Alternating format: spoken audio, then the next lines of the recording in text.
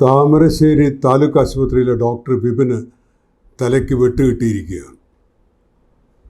പെട്ടെന്ന് കേൾക്കുമ്പോൾ തോന്നും ഒരു നാട്ടുകാരൻ, ഒരു സാധാരണക്കാരൻ പോയി ഡോക്ടറെ വെട്ടിയതാണ്. അത് യാഥാർത്ഥ്യമാണ്. പക്ഷേ ഈ വെട്ട് അല്ലെങ്കിൽ ഈ ദേഷ്യം ഈ നാട്ടിലെ സാധാരണക്കാർക്ക് ആരോഗ്യ വകുപ്പിനോടുള്ളതാണ്. അല്ലെങ്കിൽ ഈ ആക്രമണത്തിൻ്റെ പിന്നിൽ ആരോഗ്യവകുപ്പ് ഉണ്ടെന്ന് പറയേണ്ടി വരും. ഇതിന് കാരണം ആരോഗ്യവകുപ്പിലുമുണ്ട്. ആരോഗ്യമന്ത്രിക്ക് ഇതിന് ഉത്തരവാദിത്തമുണ്ട്. അമീബിക് മസ്തിഷ്ക ജ്വരം അത് 95% മരണസാധ്യതയുള്ള രോഗമായിട്ടാണ് ലോകാരോഗ്യ സംഘടന എല്ലാം അറിയിക്കുന്നത്. ചില സ്ഥലങ്ങളിൽ 100% പേര് മരിച്ചു. കേരളത്തിലെ അസുഖത്തിന് മരണശതമാനത്തിൻ്റെ കുറവുണ്ട്. അതിൻ്റെ കൃത്യമായ കാരണങ്ങൾ ആർക്കും അറിഞ്ഞുകൂടാ. അത് പഠിക്കേണ്ടതാണ്. അത് ഗവൺമെൻറ് പഠിക്കുന്നേ ഇല്ല. പകരം മന്ത്രി ഉൾപ്പെടെ മാധ്യമങ്ങളോട് പറയുന്നത് അമീബിക് മസ്തിഷ്ക ജ്വരം കേരളത്തിൽ വന്നാൽ കുഴപ്പമില്ല എന്നാണ്. അതൊരു തെറ്റായ ധാരണ പരത്തലാണ്. അമീബിക് മസ്തിഷ്ക ജ്വരം ഗുരുതരമായ രോഗമാണ്. മരണസാധ്യത വളരെ കൂടുതലാണ്. കേരളത്തിൽ മരണശതമാനം കുറവായതിന് എന്തൊക്കെ കാരണങ്ങളുണ്ട്, അത് ഞങ്ങൾ പഠിച്ചുകൊണ്ടിരിക്കുകയാണ്. അനുകൂലമായ ഘടകങ്ങൾ എന്തെങ്കിലും നമുക്ക് ഇടപെടാൻ കഴിയുന്നതാണെങ്കിൽ അത് ചെയ്യുമെന്നാണ് ആരോഗ്യമന്ത്രി പറയേണ്ടത്. ഇവിടെ ഇത് കുറേ കാലമായിട്ടിത് നടമാടുകയാണ്. നിപ്പ രോഗം വന്നതും പോയതും അത് രോഗത്തിൻ്റെ രീതി കൊണ്ടാണ്.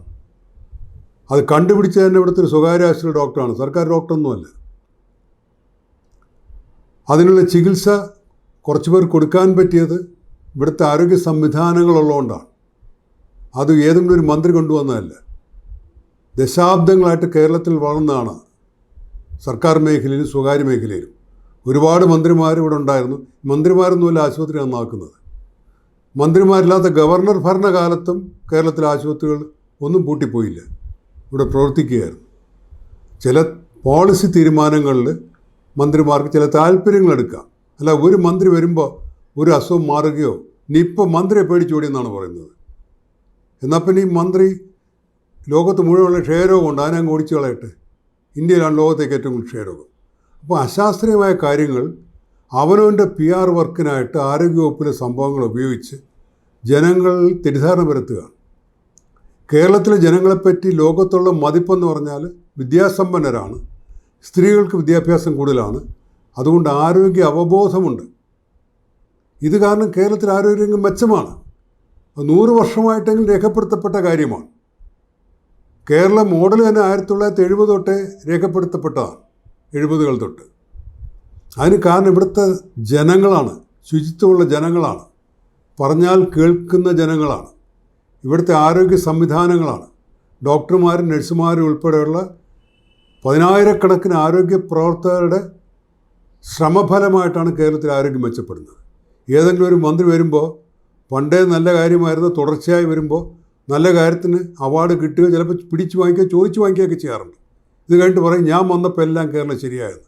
ഒരു മന്ത്രി അങ്ങനെ പറയും, ഒരു പാർട്ടിയിലെ മന്ത്രി പറയരുത് അങ്ങനെ. ഈ കഴിഞ്ഞ 10 വർഷമായിട്ട് ഇടതു മുന്നിൽ ആരോഗ്യമന്ത്രി ഇത് തന്നെയാണ് പറഞ്ഞുകൊണ്ടിരിക്കുന്നത്. എന്തൊരു നാണക്കേടാണ്. 1ാം ക്ലാസ് തൊട്ട് പഠിച്ചു വരുന്ന കുട്ടി 10ാം ക്ലാസ്സിൽ ഫസ്റ്റ് റാങ്ക് കിട്ടിയ 10ാം ക്ലാസ് ക്ലാസ് ടീച്ചർ പറയാണ് ഞാൻ ക്ലാസ് ടീച്ചറായിട്ടാണ് റാങ്ക് കിട്ടിയത്. അവരും കോൺട്രിബ്യൂട്ട് ചെയ്തിട്ടുണ്ടാവും, പക്ഷെ അവർ കാരണമല്ല റാങ്ക് കിട്ടുന്നത്. അതുവരെ പഠിപ്പിച്ചും രക്ഷാകർത്താക്കളും വിദ്യാർത്ഥി ശ്രമം, ഇങ്ങനെ ഒരുപാട് കാര്യങ്ങളുണ്ട്. കേരളത്തിൽ ആരോഗ്യരംഗം മെച്ചപ്പെട്ടിരുന്നത് കേരളമായതുകൊണ്ടാണ്. ഈ മന്ത്രിസഭയെ കൊണ്ട് ബീഹാറിൽ വെച്ചാൽ ബീഹാർ കേരളത്തിൽ ഒപ്പുവെത്തു. അവർക്ക് വേറെ ഒരുപാട് പ്രശ്നങ്ങളുണ്ട്. കേരളത്തിൽ 40 നദികൾ കേരളത്തിലേക്ക് ഒഴുകുകയാണ്. വെള്ളം കിട്ടുന്നുണ്ട് കുടിക്കാനും കുളിക്കാനും കൃഷിക്കും.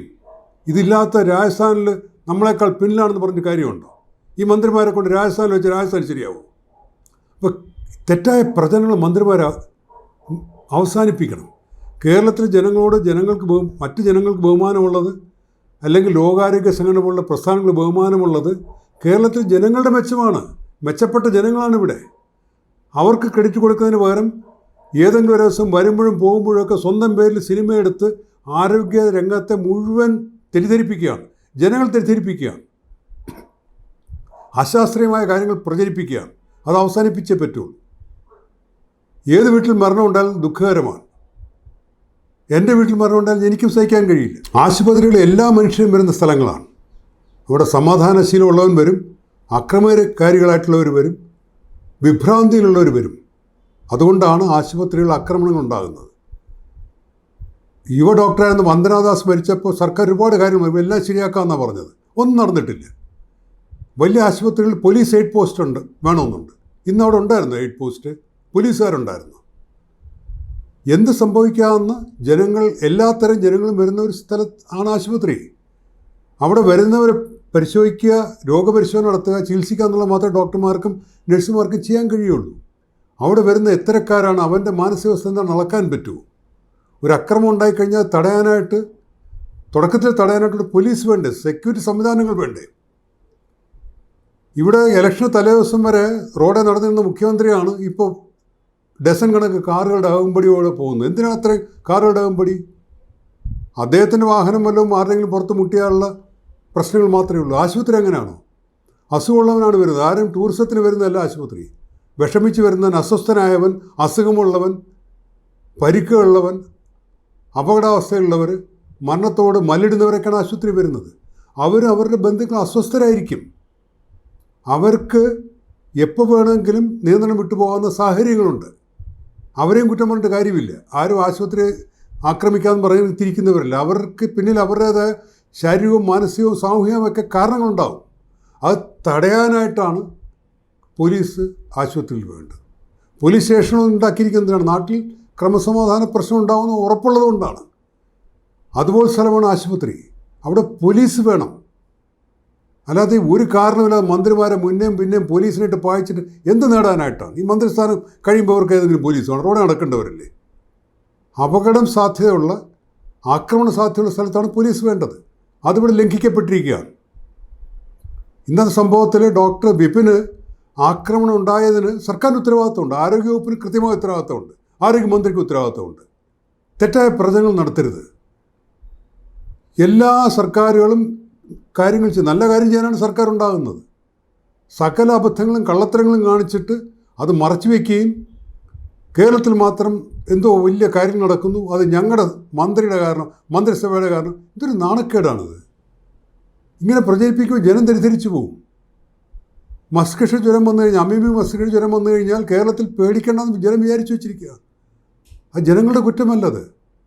ഇവിടെ ആരോഗ്യവകുപ്പ് ഡയറക്ടറാണ് ഇക്കാര്യങ്ങൾ പറയേണ്ടത്. ആരാന്ന് പോലും നമുക്കറിയാൻ വയ്യ. പകരം മന്ത്രിയാണ് അവർ പഠിച്ചിട്ടില്ലാത്ത വിഷയം പറയുന്നത്. ഈ ജനങ്ങൾ തെറ്റിദ്ധാരണ ഉണ്ടാക്കും.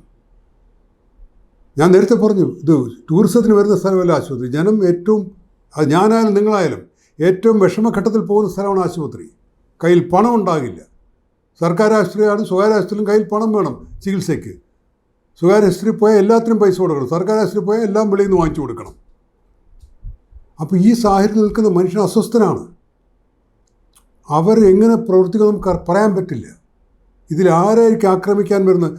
തിരുവനന്തപുരം മെഡിക്കൽ കോളേജിലെ കാർഡിയോളജിയിൽ 700 പേര് ഒരു ദിവസം വരുന്നത്, 2 ഡോക്ടർമാരാണ് നോക്കുന്നത്. ഇതിൽ ഒരാളുടെ ആയതുകൊണ്ട് ഡോക്ടർക്ക് ഇത് നോക്കാൻ പറ്റും? ഇതാണ് ആശുപത്രിയുടെ അവസ്ഥ. പുതിയ ഡോക്ടർമാരെ നിയമിക്കുന്നില്ല, ഉള്ള സംവിധാനം മെച്ചപ്പെടുന്നില്ല, ഭൗതിക സാഹചര്യങ്ങൾ മെച്ചപ്പെടുന്നില്ല, മരുന്നില്ല, ഉപകരണങ്ങളില്ല. ജനത്തിന് ദേഷ്യം വരും. ജനത്തിൻ്റെ ദേഷ്യം സർക്കാരിനോടാണ്, ആരോഗ്യ സംവിധാനത്തോടാണ്. ഇതിൻ്റെ ഇടയിൽ വന്ന പാവം ഡോക്ടറാണ് അല്ലെങ്കിൽ നഴ്സാണ്. ഈ കേരളത്തിൽ ആരോഗ്യരംഗത്ത് ഒരുപാട് മാറ്റങ്ങൾ വരുത്തേണ്ടിയിരിക്കുന്നു. ഒരുപാട് പ്രശ്നങ്ങളുണ്ട്. പ്രശ്നമുണ്ടെന്ന് സമ്മതിക്കണം.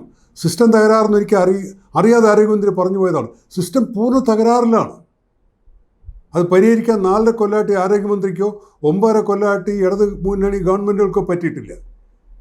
ഇനിയെങ്കിലും പ്രശ്നമുണ്ടെന്ന് സമ്മതിക്കണം. ജനങ്ങളോട് സത്യം പറയണം. അസുഖം വന്ന ആൾക്ക് പ്രശ്നങ്ങളുണ്ട്. നമുക്ക് പരിമിതികളുണ്ട്. ഡോക്ടർക്ക് പരിമിതിയുണ്ട്, ആശുപത്രികൾക്ക് പരിമിതിയുണ്ട്, ആരോഗ്യ വകുപ്പിന് പരിമിതിയുണ്ട്. അത് പറയണ ജനങ്ങളോട്. എല്ലാവർക്കും മുഖ്യമന്ത്രിയെ പോലെ അമേരിക്കയിൽ പോകാൻ പറ്റുമോ? ഇവിടെ അല്ലേ ചികിത്സ എടുക്കാൻ പറ്റുള്ളൂ. അച്യുതാനന്ദനെ ചികിത്സ കൊടുത്തണക്ക് സ്വകാര്യ ആശുപത്രിയിൽ കിടത്തിയിട്ട് 8 ഗവൺമെൻറ് ഡോക്ടർമാരെ കൊണ്ട് നോക്കിക്കാൻ സാധാരണക്കാരന് പറ്റുമോ? പറ്റില്ല. അത് ജനങ്ങളോട് പറയണം. നമ്മുടെ പരിമിതികൾ ഇങ്ങനെയാണ്. സർക്കാർ ആശുപത്രിയിൽ പരമാവധി ചെയ്യാൻ നോക്കാം. ഡോക്ടർമാർ നഴ്സുമാരും ഒക്കെ ഉണ്ട്. പക്ഷേ മരണം ഉണ്ടാക്കുന്ന രോഗങ്ങളുണ്ട്. എത്ര നല്ല ഡോക്ടറും നഴ്സും ഉണ്ടായാലും മരണം വേണ്ട നമുക്ക് എങ്ങനെ പറയാൻ പറ്റും? എൻ്റെ വീട്ടിൽ സംഭവിച്ചാൽ നിങ്ങളുടെ വീട്ടിൽ സംഭവിച്ചാലും നമ്മുടെ കയ്യിൽ നിൽക്കാത്ത മരണത്തിന് നമുക്കൊന്നും ചെയ്യാൻ കഴിയില്ല. എന്തെങ്കിലും ഒരു ശ്രദ്ധക്കുറവ് കൊണ്ടോ അല്ലെങ്കിൽ പൂർണ്ണമായും രോഗിയെ ശ്രദ്ധിക്കാത്ത കൊണ്ടോ ഒക്കെ ഒരു മരണം ഉണ്ടായാൽ നമുക്ക് മനസ്സിലാക്കാം. അവിടെ നമുക്ക് ഡോക്ടറെ വേണമെങ്കിലും കുറ്റപ്പെടുത്താം. പക്ഷേ മരണസാധ്യത ഏറ്റവും കൂടുതൽ രോഗം വന്നിട്ട് ഒരാൾ മരിക്കുമ്പോൾ രോഗിയുടെ ബന്ധുവും ഡോക്ടറെ ആക്രമിക്കുന്നെങ്കിൽ അയാൾക്ക് തെറ്റായി കിട്ടിയ വിവരം കാരണമാണ്. ആ വിവരം കൊടുത്താൽ ഒരാൾ നമ്മുടെ ആരോഗ്യമന്ത്രി കൂടിയാണ്. ഞാനും അവരുടെ പത്രസമ്മേളനം കാണാറുണ്ട്. ദയവായി ആരോഗ്യമന്ത്രി ജനങ്ങളോട് പറയണം, ഈ മസ്തിഷ്ക ജ്വരം, അമീബിക് മസ്തിഷ്ക ജ്വരം വളരെ മരണസാധ്യതയുള്ള രോഗമാണ്. ഇത് വരാതിരിക്കാൻ നോക്കണം. നമ്മൾ കൈകാര്യം ചെയ്യുന്ന, പ്രത്യേകിച്ച് കുളിക്കുകയും നീന്തുകയും ചെയ്യുന്ന വെള്ളത്തിൻ്റെ ശുദ്ധി ശ്രദ്ധിക്കണം. പരിചയമില്ലാത്ത സ്ഥലങ്ങളിൽ പോയി നീന്തുകയോ കുളിക്കുകയും ചെയ്യരുത്. ഇതൊക്കെയാണ് പറയേണ്ടത്. ഇത് തടയുകയാണ് വേണ്ടി, രോഗം വരാതിരിക്കുകയാണ് നോക്കേണ്ടത്. അല്ല വന്നാൽ ഇപ്പോൾ കേരളത്തിലെല്ലാം ശരിയാക്കി തരാമെന്ന് പറയുന്ന ആ പറച്ചിലാണ് തെറ്റ്. അത് തിരുത്തി പറയണം. ഈ അപകടത്തിൽ ഡോക്ടറിന് വെട്ടേറ്റതിനകത്ത് അതിൻ്റെ ധാർമ്മിക ഉത്തരവാദിത്വം ആരോഗ്യമന്ത്രി ഏറ്റെടുക്കണം. ഡോക്ടർമാരോടും ജനങ്ങളോടും മാപ്പ് പറയണം തെറ്റായ വിവരങ്ങൾ പ്രചരിപ്പിച്ചതിന്. മാത്രമല്ല, ഡോക്ടർമാർക്ക്, ആശുപത്രികൾക്ക് സംരക്ഷണം കൊടുക്കാൻ ഇതുവരെ കഴിയാത്തതിനും ആരോഗ്യമന്ത്രി മാപ്പ് പറയണം. കേരളം മെച്ചപ്പെട്ടേ പറ്റുള്ളൂ. നമ്മൾ ഇതേ ജനങ്ങളും ഇതേ ഡോക്ടർമാരും നഴ്സുമാരും എല്ലാ ആരോഗ്യപ്രവർത്തകരും ഒരുമിച്ച് ജീവിക്കേണ്ട നാടാണ്. ജനങ്ങളുടെ നിന്നാണ് ഡോക്ടർമാരുണ്ടാകുന്നത്. ഡോക്ടർമാർ തന്നെയാണ് ജനങ്ങൾ. ഇത് രണ്ട് വിഭാഗമായി തല്ലിക്കാൻ നോക്കരുത് സർക്കാർ. ഡോക്ടർമാർക്ക് തല്ലുകിട്ടുന്ന, നഴ്സുമാർക്ക് തല്ലുകിട്ടുന്ന കാര്യങ്ങൾ ദയവായി മന്ത്രിയെങ്കിലും പ്രചരിപ്പിക്കരുത്.